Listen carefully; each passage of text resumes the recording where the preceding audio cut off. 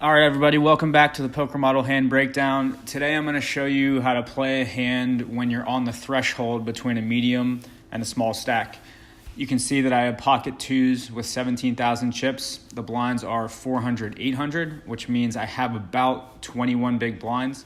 All right, the action folds to me. Now, if there was a previous raise, I would actually have to fold my pocket twos because I am at the 20 big blind threshold.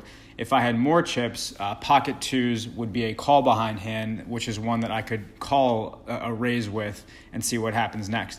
But anyways, because the action is folded to me, now it's on me. So if I had a lot of chips here, there's a wide range of hands I would play. Any two cards over seven, suited connectors, any ace, pocket pairs. But because I'm closer and I have 17,000 chips, and what this means is if I just make a minimum raise to 1,600, I'm going to go below the 16,000 threshold. So if I was in other seats, like under the gun or even in middle position, like the cutoff +2, I'd probably just fold this hand even if the action was on me, because when we're under 20 big blinds, we're going to be very patient and we're not just going to be raising and making continuation bets. But because of the table position here, I'm still in a spot where I could win a pot, and I'll probably have position on the flop depending on what happens to make a play. So in this spot, I will choose to actually make a minimum raise, even though it's going to put me below the 20 big blind threshold. Let's see how the hand plays out. All right, so I make that minimum raise to 1,600, and you can see my stack is now at 15,400, and I'm called by the small blind and the big blind.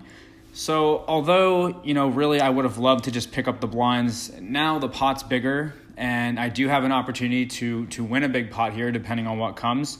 It's unlikely that a two will hit, but if it does, I could absolutely double up. But now it's going to become really important what comes on the flop for me to determine my next move. Let's see what the flop is.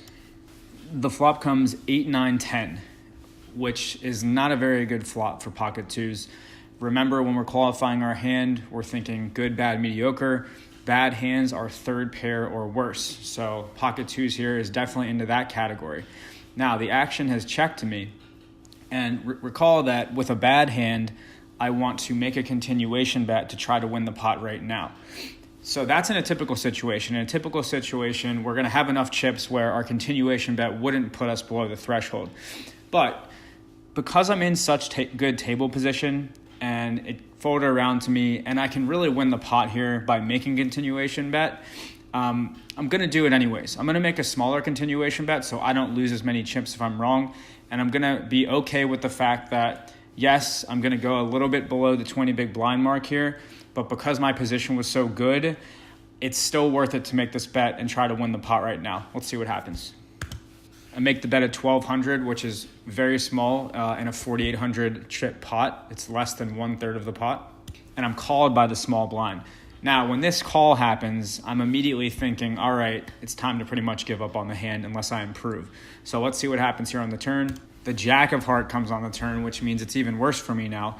Any queen, any seven, any card on the board that my opponent has will be beating me. And we definitely don't want to continue to bluff here because, again, we're already, tiptoeing on the small blind, the small stack threshold, and we're really just kind of like saving our chips now and chalking it up for the next hand. So I will check on the turn. And really my only chance of winning here was if by some miracle, if he doesn't have any pairs at all and he checks on the river and I check behind. But you can see that he bets 4,000 and I have to fold.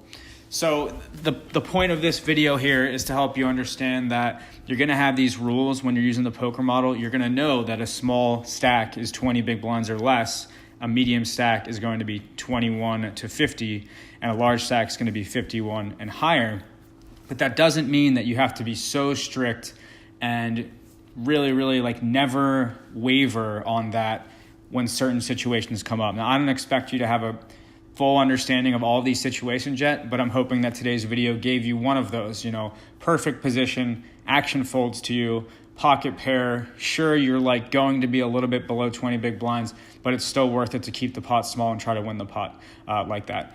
So if you have any other questions, let us know. Thanks again for tuning in to the Poker Model Breakdown.